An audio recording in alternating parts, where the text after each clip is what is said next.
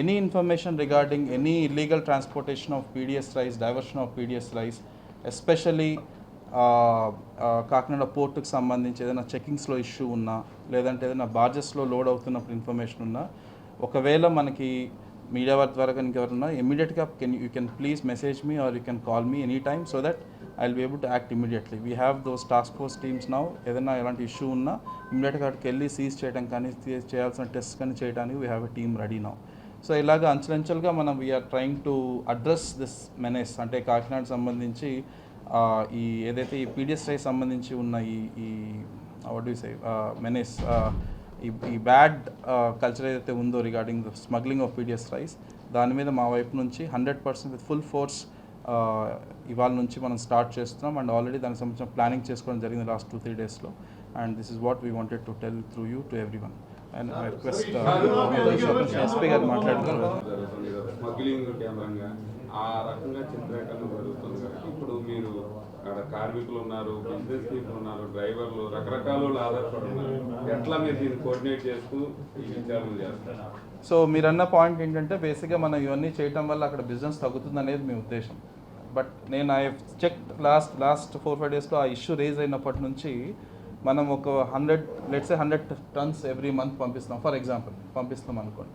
100 టన్స్లో రకరకాల రైస్ ఉంటుంది. It's only not white rice, అంటే రా రైసే కాదు, బ్రోకెన్ ఉంది, తర్వాత దాంట్లో పార్బాయిల్డ్ ఉంది. 100% పీడిఎస్ రైస్ ఒకవేళ మనకి పోతుంది అనుకున్నా పక్కన పెట్టినా there is sufficient stock which port can transport so that మన వాళ్ళకందరికీ ఉద్యోగాలు తర్వాత అవన్నీ ఇబ్బంది లేకుండా చేయగలిగినంత స్టాక్ ఉంది మనకి. ఇప్పటికీ పార్బాయిల్డ్ రైస్ ఇవంతా మనం ఎంతైనా మనం ట్రాన్స్పోర్ట్ చేయగలిగే అవకాశం ఉంది, డిమాండ్ ఉంది బయట.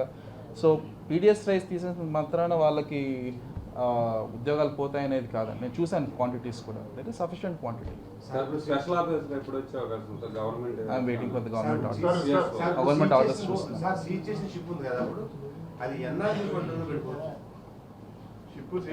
నేను అదే ఇందాక అనింది, మనం ఫస్ట్ నాకు ఆ టీం వెళ్తే ఆ టీం వెళ్ళిన తర్వాత నాకు ఎగ్జాక్ట్గా నాకు తెలుస్తుంది ఎంత క్వాంటిటీ 100% అక్కడ ఈ పీడిఎస్ రైస్ ఉందో తెలుస్తుంది. దాన్ని బట్టి మనం ఆ షిప్ని మనం ఎన్ని రోజులు మనం సీజ్ చేసుకోతే మనం మొత్తం స్టాక్ మనం ఎన్నికి తీసుకోగలము అనేది నేను వర్కౌట్ చేసుకోవాలి. ఫస్ట్ స్టాక్ తెలియాలి కదా, తెలియకుండా మనం షిప్ని మనం సీజ్ చేసి మనం ఎన్ని రోజులు మన దగ్గర పెట్టగలమని నేను చెప్పలేను. I want to do that search tomorrow and then I will be able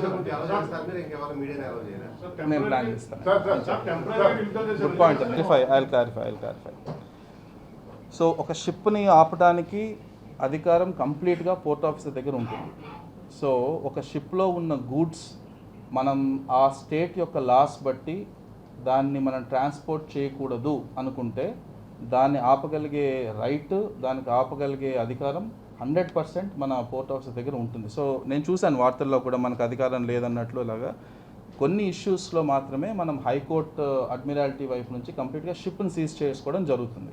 but నేను షిప్లో ఉన్న గూడ్స్ అంటే షిప్లో ఉన్న స్టాక్ని దించడానికి కానీ షిప్లో ఉన్న స్టాక్ని సీజ్ చేయడానికి నేను హైకోర్టు వరకు వెళ్ళాల్సిన అవసరం లేదు. బట్ కంప్లీట్ షిప్ని మనం మన దగ్గర పెట్టేసుకోవాలి, సీజ్ చేయాలంటే హైకోర్టుకి వెళ్ళాల్సి రావచ్చు.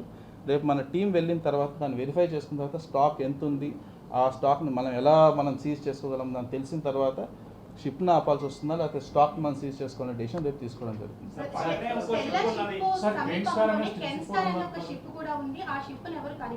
చెక్ చేసామమ్మా already. It's all parboiled rice as of now. నేను చూశాను ఆల్రెడీ. అది పార్బాయిల్డ్ రైస్ అంటే boiled rice.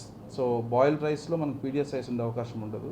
So as of now that కెన్స్టార్ షిప్ సంబంధించి ఆల్రెడీ నిన్న నాకు ఇన్ఫర్మేషన్ వచ్చింది, నేను వెరిఫై కూడా చేసుకున్నాం.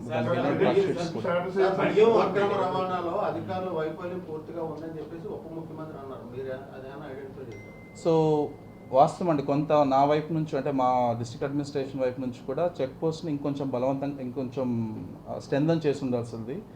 కొంచెం తప్పు అంచనా వేసి ఉండొచ్చు, లేకపోతే ఒక పాయింట్ ఆఫ్ టైంలో మనం ఆ పోర్ట్ ఆపరేషన్స్ అఫెక్ట్ అవ్వకూడదన్న థాట్లో కొంత మనం రిలాక్స్ అయినమాట వాస్తవం. సో దానికి మనం ఈరోజు వీ హ్యావ్ సీన్ ఎంత వాల్యూ ఆఫ్ స్టాక్ మన దేశం వెళ్ళిపోతుందో. సో అందుకని సంబంధించి again with full commitment we're again strengthening the check post and you will see the difference.